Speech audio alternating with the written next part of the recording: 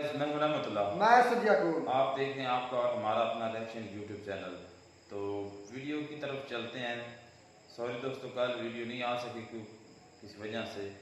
तो आज मेजर गौरवर की वीडियो है चुनकिया डायलॉग की। वीडियो का टाइटल है Pakistan army accept involvement in Kargil war. तो वीडियो देखते हैं और उसके बाद अपना रिएक्शन देते हैं और ये भी देखते हैं कि मेजर साहब ने क्या एक्सेप्ट करवाया पाकिस्तान आर्मी से। तो वीडियो देखते हैं।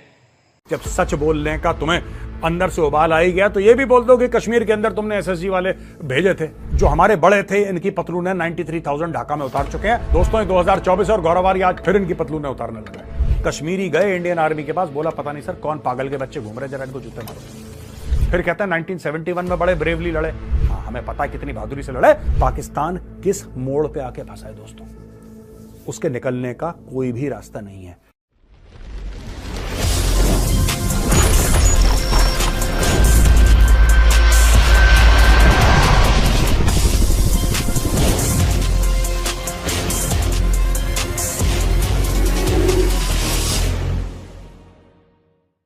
जय हिंद दोस्तों, मैं हूं मेजर गौरवारी और आप देख रहे हैं चाणक्य डायलॉग्स। इस वीडियो को लाइक करिए, हमारे चैनल को सब्सक्राइब करिए, बेल आइकन दबाना बिल्कुल मत भूलिएगा। दोस्तों, जनरल आसिम मुनीर पाकिस्तान के चीफ ऑफ आर्मी स्टाफ ने यह कबूल लिया है कि कारगिल में पाकिस्तानी फौज मुलविस थी। हमें तो पता ही था, भारतीय सेना ने तो इनके फौजियों को दफनाया है, वहां पर नमाज जनाजा पढ़वाई है, गार्ड ऑफ ऑनर दिया है। हमने उन सोल्जर्स को, उन पाकिस्तानी सोल्जर्स को इज्जत दी जिनका ये लोग पूछते नहीं थे। भाई साहब इनका नाम नहीं लेते थे, कह रहे पता नहीं कौन है, मर गए जाने दो, हमारा कोई नहीं है ये, हम इसको जानते ही नहीं कौन है। एक था कैप्टन था कर्नल शेर खान, कप्तान था पाकिस्तानी फौज का कर्नल शेर खान। जब वो मारा गया तो पाकिस्तानियों ने बोला कि साहब हम तो इसको जानते ही नहीं है कौन है, हमारा तो है नहीं है, मरमुरा गया होगा कोई, ये है कोई मुजाहिदीन, ये so called Kashmiri freedom fighter है कोई, हमारा बंदा है ही नहीं। फिर उसके बाद भारत के एक ब्रिगेडियर थे एमपीएस बाजवा साहब, ब्रिगेडियर एमपीएस बाजवा साहब, उन्होंने साइटेशन लिखा कि ये जो बच्चा है ये बड़ी बहादुरी से, ठीक है हमने इसकी जान ले ली, ये हमारा दुश्मन था लेकिन बड़ी बहादुरी से लड़ा। तब उसको पाकिस्तान का जो टॉप अवार्ड है, करेज का, ब्रेवरी का टॉप अवार्ड, तब उसको दिया गया। ये दोगलापन है पाकिस्तानी फौज का। आज की तारीख में आसिम मुनीर कह रहा, हाँ हमारे जो फौजी थे ना वो बड़ी बहादुरी से लड़े, 1947-48 में भी बड़ी बहादुरी से लड़े, 65 पे भी बड़ी बहादुरी से लड़े, 71 में भी बड़ी बहादुरी से लड़े, कारगिल में भी बड़ी बहादुरी से लड़े। ये भी बोल दो, ठीक है आसिम मुनीर, जब सच बोलने का तुम्हें अंदर से उबाल आ ही गया तो ये भी बोल दो कि कश्मीर के अंदर तुमने एसएसजी वाले भेजे थे, उनकी भी तारीफ कर देना कि बड़े बहादुरी से। देखो सुनो दोस्तों, मैं आपको एक बात बताता हूं ये क्यों सिग्निफिकेंट है। एक्चुअली इवन इन 1949 ये पाकिस्तान की फौज इतनी चोटी फौज है। आज मैं इस फौज की पतलून उतारता हूं। जो हमारे बड़े थे इनकी पतलूनें 93,000 ढाका में उतार चुके हैं दोस्तों। 2024 और गौरवारी आज फिर इनकी पतलूनें उतारने लगा है। देखो 1947-48 में जब कबायली आए थे उनके साथ पाकिस्तानी फौज भी आई थी। तब भी ये लोग यही कह रहे थे कि इसमें पाकिस्तानी फौज है ही नहीं, ये तो कबायली हैं, हमारा कोई लेना देना नहीं है इससे, हमारा कोई। अब खुद उनका आर्मी चीफ कह रहा है कि 47-48 में भी बहादुरी से लड़े। कैसे बहादुरी से लड़े भाई, तुम तो थे ही नहीं यहां पे, तुम तो थे ही नहीं। दोस्तों, जो दूसरी बड़ी लड़ाई हुई पाकिस्तान के साथ 1965 में, 1965, इन्होंने फिर यही बेवकूफी करी। और इन्होंने पता है क्या सोचा था, इन्होंने यह सोचा था कि साहब वहां से कबायली अंदर आ जाएंगे, इर्रेगुलर्स आ जाएंगे, वो दंगा फसाद करेंगे पीछे से। और इन्होंने 1 साल पहले रण ऑफ कच्छ में, जो कि गुजरात में है, वहां पे एक्शन करना शुरू कर दिया था। ऑपरेशन जिब्राल्टर तो बाद में हुआ, ऑपरेशन जिब्राल्टर बाद में हुआ। और जंगी जुनून किसके सर पे चढ़ा, जंगी जुनून चढ़ा सर पे जुल्फिकार अली भुट्टो के, जो कि प्राइम मिनिस्टर था। ठीक है जी, मैं किसी दिन आपको बताऊंगा पूरी 1965 की बात। लेकिन fact of the matter is कि ये चढ़ दौड़े, फिर इनको जूते पड़े। लेकिन जूते पड़ने से पहले इन्होंने अपने इर्रेगुलर्स भेजे, अपनी पाकिस्तानी फौज नहीं भेजी। इन्होंने 1965 में अपने इर्रेगुलर्स भेजे, सादी वर्दी वाले। और इनका यह आइडिया था कि जब वो घुस जाएंगे अखनूर साइड से, जब वो घुस जाएंगे और वो कश्मीर पहुंच जाएंगे तो कश्मीरी मुसलमान खड़ा हो जाएगा। और कश्मीरी मुसलमान, इनको लगा कि 20,000 कश्मीरी मुसलमान वहां पे तैयार है हमारी फौज के साथ कंधे से कंधा मिला के इंडियन आर्मी के खिलाफ। वहां पे कश्मीरियों ने, आपको पता है क्या करा, कश्मीरी गए इंडियन आर्मी के पास, बोला पता नहीं सर कौन पागल के बच्चे घूम रहे, जरा इनको जूते मारो। इट्स अ फैक्ट, आप जाके चेक कर लेना हिस्ट्री, अगर मैं गलत बोल रहा हूं तो। और जो पाकिस्तानी भाई बहन देख रहे हैं, मैं उनको भी बोल रहा हूं, आप भी जाके चेक करो हिस्ट्री। ना इंडिया का वर्जन पढ़ना ना पाकिस्तान का पढ़ना, आपको जिस पे भरोसा है उस मुल्क का वर्जन पढ़ लेना, आपको पता लग जाएगा। इंडियन मुस्लिम्स, कश्मीरी मुस्लिम्स ने जाके इंडियन आर्मी को खबर दी कि सर ये पागल के बच्चे यहां पे पता नहीं पाकिस्तानी कौन आ रहे हैं, जरा सुअरों को मारो। ठीक है, वहां से जब लड़ाई शुरू हुई तो प्रेशर आया इंडिया की गवर्नमेंट के ऊपर।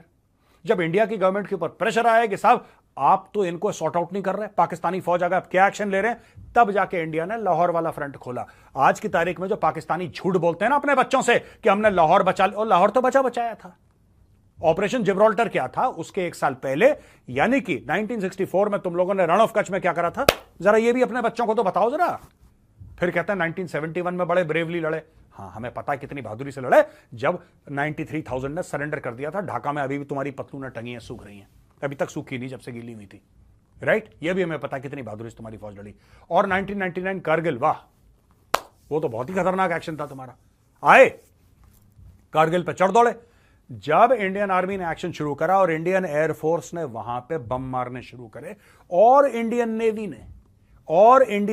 ने वहां पे बिल्कुल कराची के सामने अपनी बोट्स लगाई, इनका गला सूख गया। इन्होंने बोला यार हमें तो पता ही नहीं था इतनी बुरी तरीके से मारेंगे, इतनी बुरी तरीके से मारेंगे। नवाज शरीफ गया, फोटो दिखाओ एडिटर नवाज शरीफ की।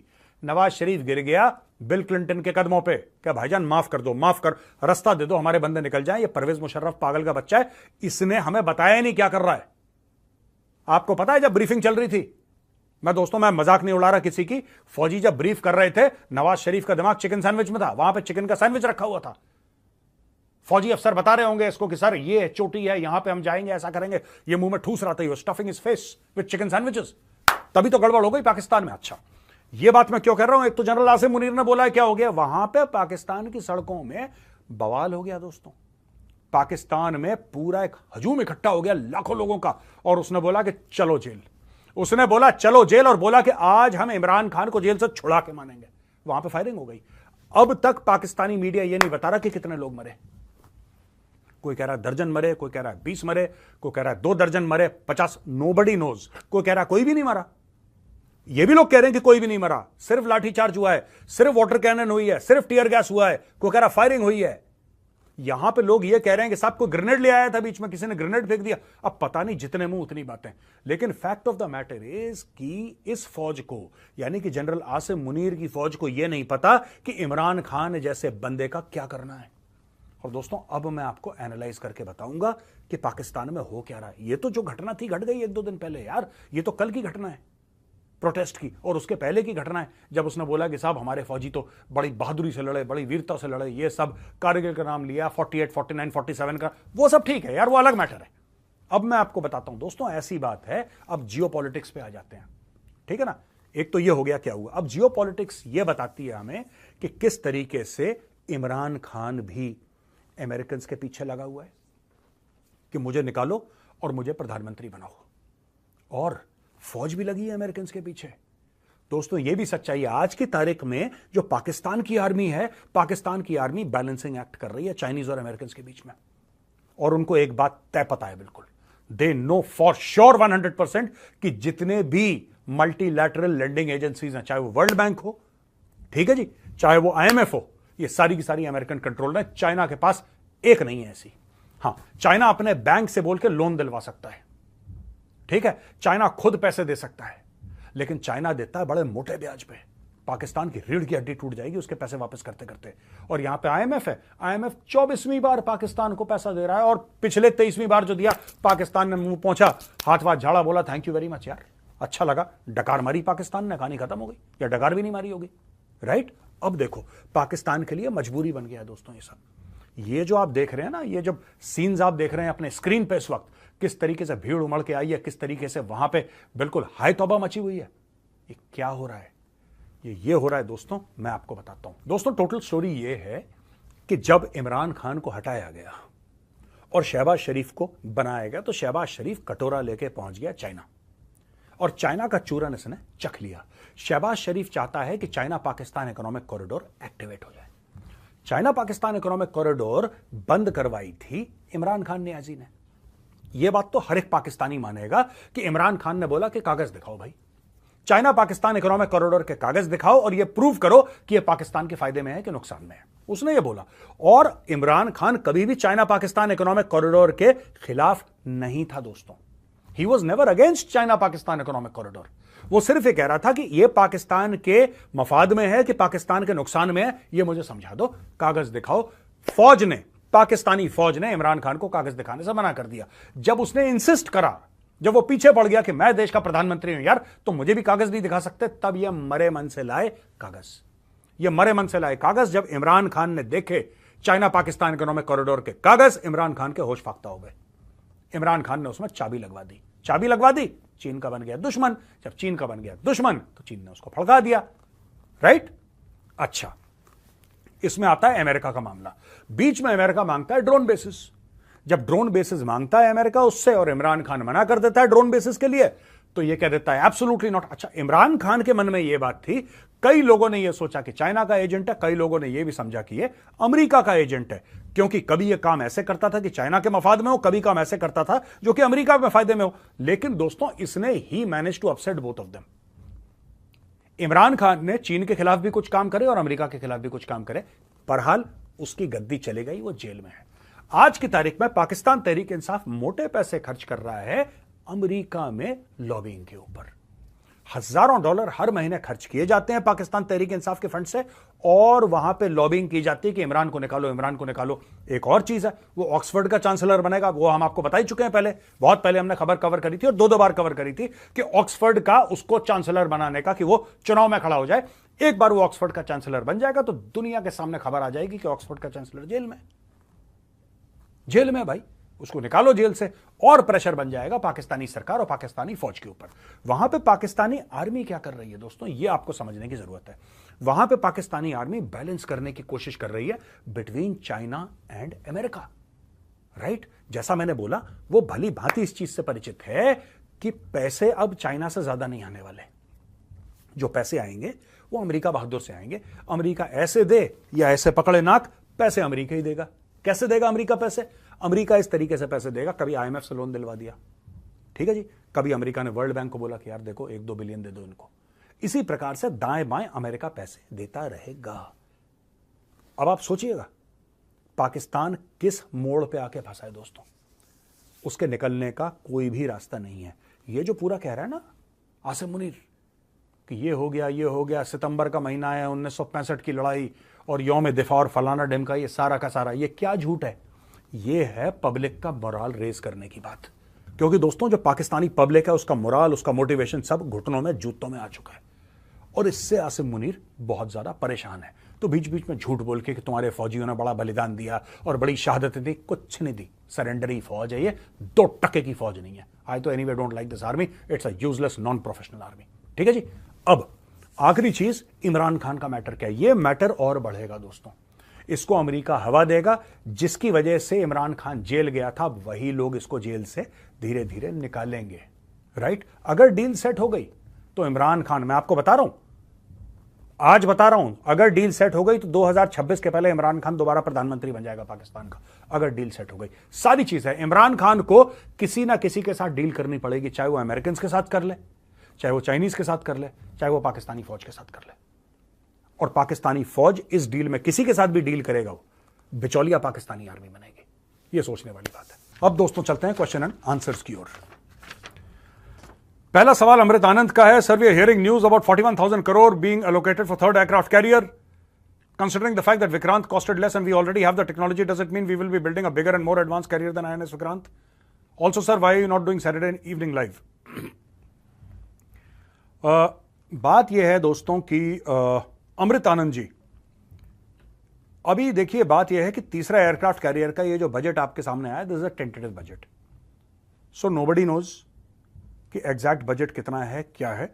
फिगर्स हैं जो मीडिया में फ्लोट कर रहे हैं, ठीक है, मीडिया में फिगर्स फ्लोट कर रहे हैं। अभी जिस दिन करेक्ट फिगर आ जाएगा और ये डिफरेंशिएशन हमें पता लग जाएगा। अभी तक हमें यह पता है कि साहब जितने टन डिस्प्लेसमेंट का पुराना वाला था, नया वाला उतने ही टन डिस्प्लेसमेंट का है। जिस दिन हमें पता लग जाएगा उस दिन I will come back to you with proper references, proper media cuttings, facts and figures. अभी इसके बारे में कहना इट्स टू सून। दूसरी चीज है कि आप सैटरडे इवनिंग का लाइव क्यों नहीं कर रहे हैं? भाई मैं सैटरडे इवनिंग का लाइव इसलिए नहीं कर रहा हूं क्योंकि मैं ट्रैवल कर रहा हूं बीच में, ऐसा कुछ हो गया है कि सैटरडे संडे ट्रैवलिंग चल रही है मेरी, या फ्राइडे सैटरडे की ट्रैवलिंग चल रही है, और जब मैं वापस आ रहा हूं I am coming back on Sunday morning, और I am coming back late night 11-12 o'clock की फ्लाइट लैंड कर रही है सैटरडे को, तो मेरे लिए बहुत ज़्यादा हेक्टिक हो रहा है, मैं नहीं कर पा रहा, I am not in town. हो सकता है कि 2-3 सैटरडेज और ना करूं, उसके बाद मैं दोबारा आई प्रॉमिस मैं रेगुलरली करूंगा। जयदीप सिंह पूछ रहे हैं कि condition in Manipur is worsening, drones and rocket launchers are getting used for attack, also theory of Kuki land, a separate country, and America's involvement in the matter isn't unknown to the people. Why is government failing in Manipur? देखिए ऐसा है कि मणिपुर में क्या हो रहा है, these things are getting out of hand, और मुझे ऐसा लगता है कि the government should hand over Manipur. I'm being very serious about this. I've said this before. लोग मुझसे कहते हैं कि साहब आप मणिपुर के बारे में बात क्यों नहीं करते? मैं मणिपुर के बारे में ऑलरेडी 2 बार पहले बात कर चुका हूं, आप जाके वीडियोस देख लीजिए। मैं अभी भी कह रहा हूं in Manipur you should have AFSPA back, arm forces special power act, hand over Manipur to the army. मैं आपको बता रहा हूं, आज की तारीख में फौज लड़ रही है, दोनों हाथ पीछे बंधे हुए हैं, पुलिस वहां पे कुछ कर नहीं पा रही, पैरामिलिट्री फोर्सेस कुछ कर नहीं पा रही, आपको देना पड़ेगा फौज को मणिपुर, और फौज इसको ठीक कर देगी 2 महीने के अंदर, राइट? लेकिन you have to give it. ये कुकीलैंड वुकीलैंड तो नहीं बनेगा, ये तो छोड़ दो, अमेरिकन ये कर रहे हैं वो कर रहे हैं, एक बार इंडियन आर्मी मैदान पे आ गई, यानी कि under AFSPA the condition is that armed forces special powers act, इसके तहत आर्मी को आप मणिपुर दीजिए, फिर आप देखिएगा दिस पेन्स अ लॉट। ये सब, ये देखिए मैं बता रहा हूं, विदाउट AFSPA ना एंड विदाउट इंडियन आर्मी ये आपके काबू में नहीं आएगा। आप भारतीय सेना को सौंपिए, सब कुछ स्मूथ कर देंगे ये लोग। हफ्ते 2 हफ्ते के अंदर आपको फर्क दिखने लग जाएगा ग्राउंड पे कि इंडियन आर्मी ने क्या क्या किया है। ये वीडियो देखने के लिए बहुत बहुत धन्यवाद दोस्तों। इस वीडियो को लाइक करिए, हमारे चैनल को सब्सक्राइब करिए, बेल आइकन दबाना बिल्कुल मत भूलिएगा। जय हिंद, वंदे मातरम, भारत माता की जय।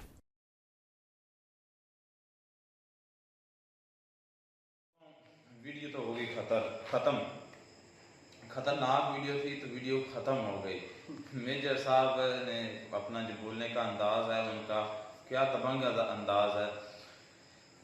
देखें कि कारगिल वार की अगर बात करें तो ये कह रहे हैं कि एक्सेप्ट कर लिया पाकिस्तान आर्मी ने, तो इनसे इनकार कब किया था ये कारगिल वार से? ये तो जनरल उस वक्त जनरल परवेज मुशर्रफ थे, आई थिंक वही थे मुझे लगता है, तो उन्होंने ये शुरू मतलब कि लड़ी थी इंडिया के खिलाफ कारगिल में। तो इसे मैं तो ये चाहूँगा कि पाकिस्तान ने इसे जो है मुंह कब फेरा, पाकिस्तान ने कब कहा कि हमने नहीं, पाकिस्तान आर्मी ने नहीं लड़ी, पाकिस्तान आर्मी ने भी लड़ी, और एक्सेप्ट करने वाली इसमें क्या बात है? हाँ ये हो सकता है कि जो मेजर अपना जो जनरल आसिम मुनीर है उसने ये कहा कि वो हमारे जो सोल्जर थे वो बहादुरी से लड़े थे, या कह लें कि उनकी हौसला अफजाई के लिए कुछ उन्होंने तारीफ की हो, ये नई बात उन्होंने एडमिट की हो सकती है, ये हो सकता है। अदरवाइज पाकिस्तान आर्मी ने जंग जीती थी, लड़ी थी इनके खिलाफ इंडिया के। भाई रहमतुल्लाह, बात पता क्या है, ये बात का बतंगड़ बनाना जानते हैं, ये जो इंडिया यूट्यूबर्स है ना, बात का बतंगड़ बनाना ये खूब जानते हैं। देखिए अगर आप अपने किसी एक इदारे को मोटिवेट कर रहे हैं जी, तो जाहिर बात है उनमें आप गुज़श्ता बातों का जिक्र करेंगे। ऐसा ही है, अब तुम कहोगे कि हर बात में इस्लाम को लेकर आता है। जब मुजाहिदीन को या मुसलमानों को या सहाबा कराम को मोटिवेट किया जाता था, ईमान ताज़ा किया जाता था, तो कुरान पाक में से जो गुज़श्ता कौमों के हालात हैं वो पढ़ कर सुनाए जाते थे, और फिर अपनी शान बयान की जाती थी कि अल्लाह ने इस कौम को, इस उम्मत को क्या शान दिया है। तो ये एक हो सकता है फैक्टर हो कि वो अपने सोल्जर्स को मोटिवेट करने के लिए या अपनी कौम को बताने के लिए कि हम लोगों ने या हमारे फौज ने ये काम किए हुए हैं, एक कन्विंस करने की कोशिश कर रहा हो, या अपने फौज के जो अफसरान से लेकर सिविल जितने भी आदमी हैं, अगर जो मुलाजिम छोटे हैं, उन सब को हौसला अफजाई करने के लिए ये बात कह रहा हो।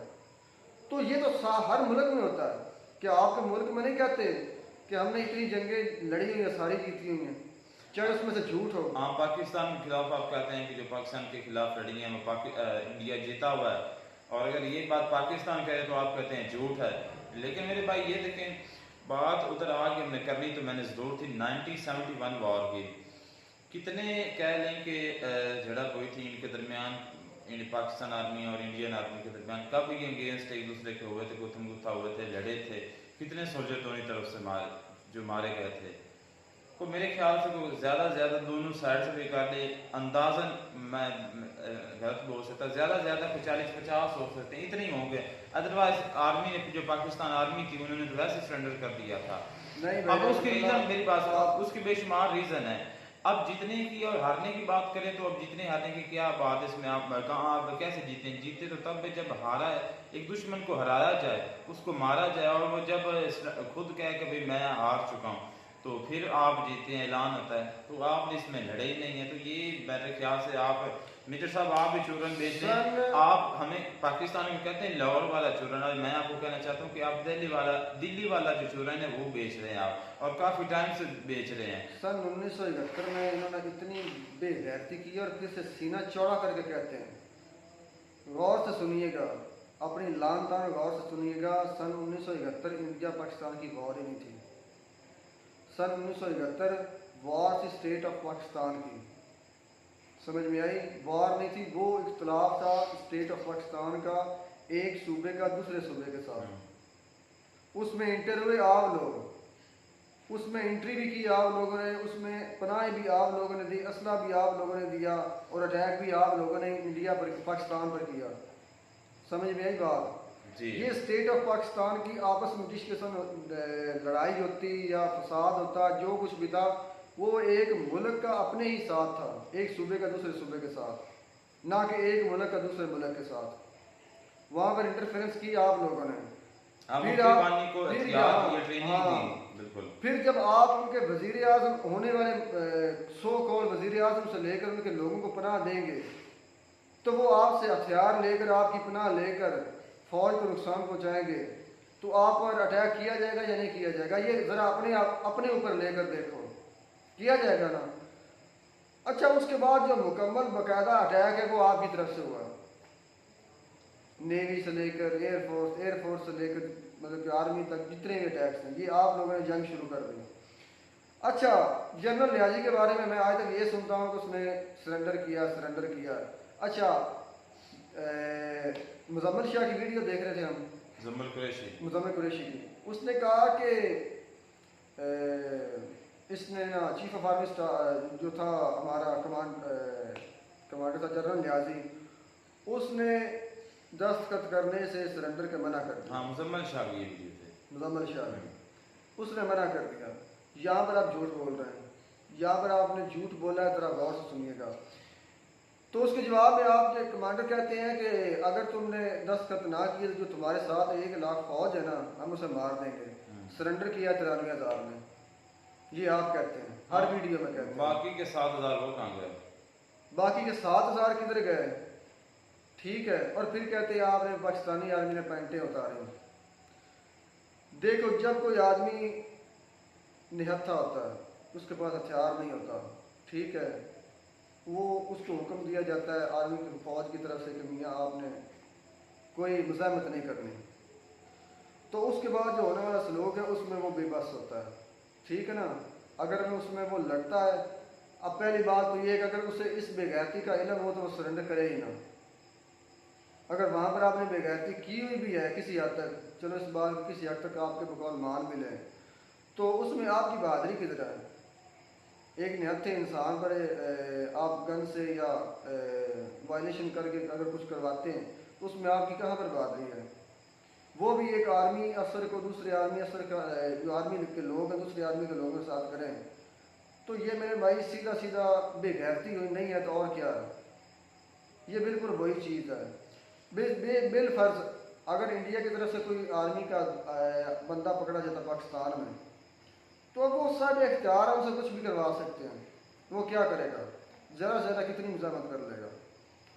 वो चाहेगा तो तब भी उसकी नहीं मारी जाएगी। अच्छा, देखें कि कपड़े उतारना तो दूर की बात, उसकी जिस्म की हड्डियों से गोश्त निकाल दिया जाएगा। कारगिल वार की बात जो है वो तो चले, मैं कहता हूँ कि ये पाकिस्तान ने की थी।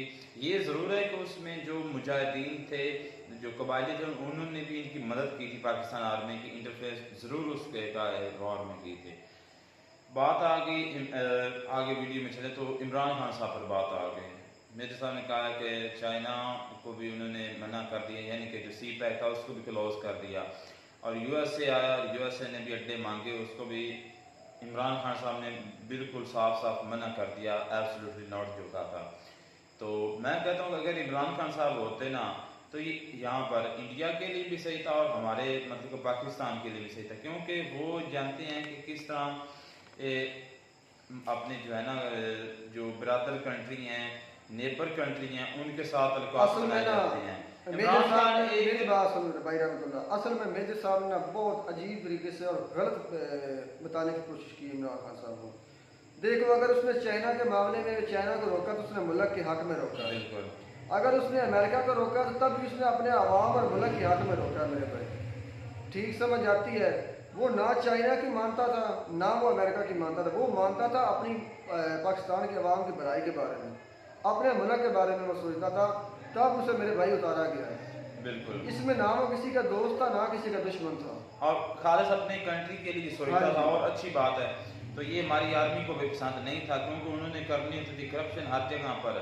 जिस तरह जो आसम सलीम बाजवा है, जो जनरल था और चेयरमैन था CPAC का, उसने जो जितने बिलियंस ऑफ डॉलर्स थे वो लेकर यहाँ से भाग गया, और आज पापा जॉन्स उसने बनाए और उसकी पूरी दुनिया में उसकी जो है ना ब्रांचें हैं पूरी दुनिया में।